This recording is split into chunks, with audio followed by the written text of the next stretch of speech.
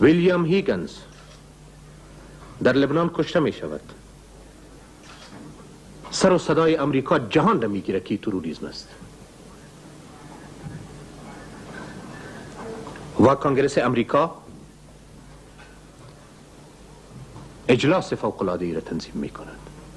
تمام اختیارات مالی و سیاسی و اپراتیفی و نظامی را در دسترس اداره بوش قرار می دهد که به اقدام تلافی جویانه دست بزنید. یک آمریکایی با یک فیر راکت، با یک فیرش در شهر، راکت آمریکایی،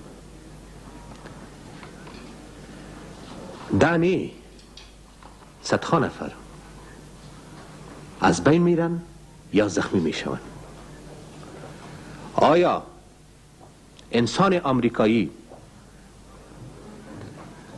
از گوشت و پوست و استخوان ساخته شده است و انسان افغانی ارزش ندارد؟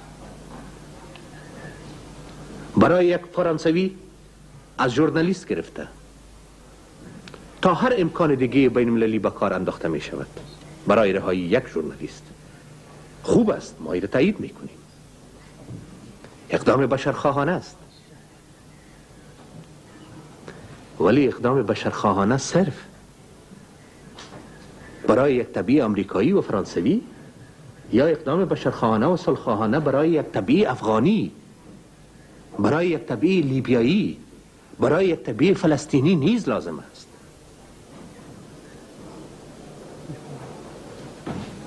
در حریم مقدس نشستن بعض قدرت ها هر کاری را که انجام میدهد ولو با